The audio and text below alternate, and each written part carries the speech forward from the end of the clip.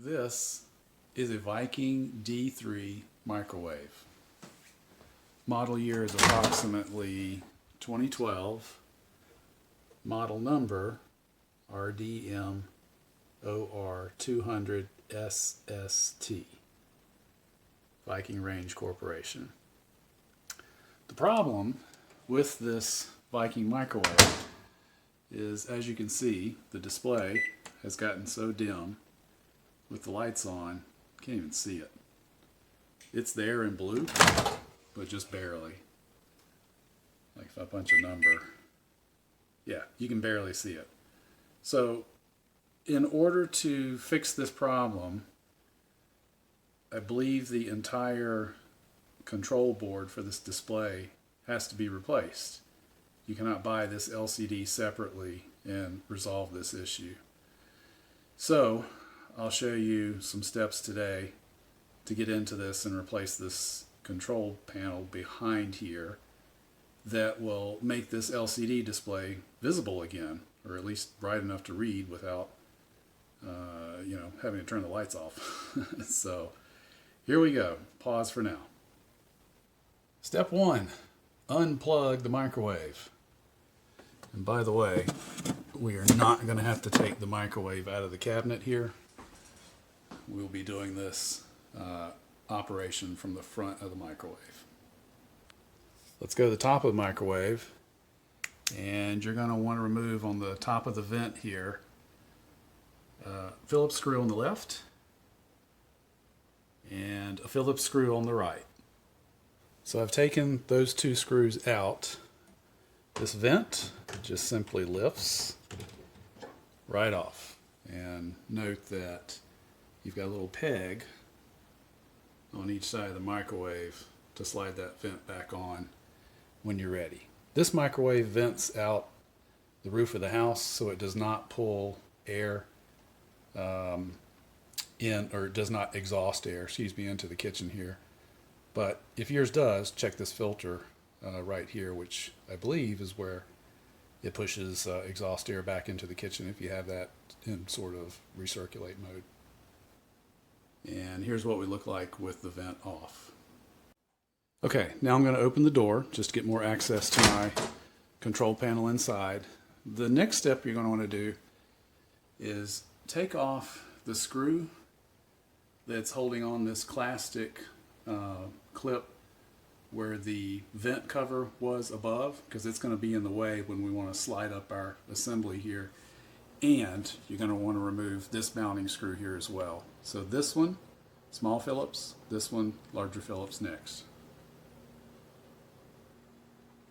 Okay, coming back in to show the top mounting screw there for this display and corner piece is removed, and the bracket for the vent up above is removed. So what you're going to want to do with this entire piece here is lift it. It is sitting in the cabinet as such. So I've lifted it out here, and I've got it loose from the actual cabinet now. So stand by for the next step. So just to follow back up here, the part that I had to wrangle with was this little latch here. Fits down in the hole in the casing here. You just have to gently lift up and be careful with it since it is plastic. But a little bit of maneuvering, put your fingers underneath this plastic latch here and just push up and gently maneuver it out. So here we are at the back of the control board for the display and the touch panel. Lots to disconnect. A small clip on top of the board here, and then several, looks like maybe even higher voltage connections down here. So carefully take those off. Label them if you need to for position here to make sure that you get them back on the right connectors. I'm going to be taking some pictures here just to make sure that I get that little small one back on top where it belongs. The red and green, for example, there. Orange and the red ones here in the middle, and so on and so forth. For me, it's just easier to take pictures on their locations.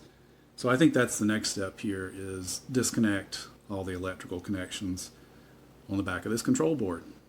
Back in a moment. Okay, I'm back, and this is the panel removed from the front of the microwave with all the electrical connectors disconnected. The little tiny one with 3 prongs on top here. Several on these relays, and a couple down here at the bottom as well. Had to work them out gently, but it's now removed from the microwave, as you can see. Here's the replacement part. Because it's a Viking, the only place I've found parts is allvikingparts.com. This is not an endorsement for them, but just letting you know, if you run into this, try them for parts. This thing was only $100, which surprises me. And as you can see, you really can't buy the LCD component separate from the control board. That ribbon cable there is not something to be disconnected. So it looks like the right part. I'm going to proceed now to dismount the control board over here from its casing, and it looks like it's going to be 4 Phillips screws for the most part, and then I'll be back with you. Stand by. Okay, so just to clarify, 4 screws removed are here, here, there, and there. So following up here, kind of a part 2, this is removing the control board from the back of the display panel. Last step here that I do need to do is pull off this ribbon cable off the top part of the control board. So this little guy here, I'm just going to pull off, and then I believe that's going to free the assembly up. Stand by. Okay, so the assembly is freed up from the back of the panel here. The little ribbon cable is still there to match up to the keyboard on the front of this. And then here's the new part. So installation of the new part, I'll go in reverse, and of course I'll start by attaching the ribbon cable here, and then I'll set the top part in. Make sure that the bottom part can slide in under its clips on the top here, and then I'll secure back with 4 screws. Okay, the new control panel is mounted to the board. This screw is back on. That screw, we're underneath the clips here on both sides, and 2 screws down here at the bottom. The only part that concerns me about the install is this little ribbon cable here. The plastic piece that it slides through actually comes all the way off, so I fed the ribbon cable through the plastic piece, reinserted the plastic piece down onto the circuit board, and then squeezed it tight. I'm hoping that's going to make good contact, but first time I've run into that, so just be careful as you reassemble that little small part there. We'll find out if this is going to work in just a few minutes. Stand by.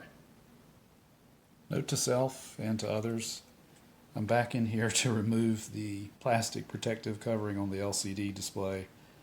That needs to come off, so it'll hopefully display a little better. I'm going to remove that plastic and then remount this piece back in here. As you can see, this is just a thin little piece of plastic over this LCD display. And then while I'm in here, I'm going to go ahead and Windex that little window before I reinstall. Okay, plastic removed on the other side of this.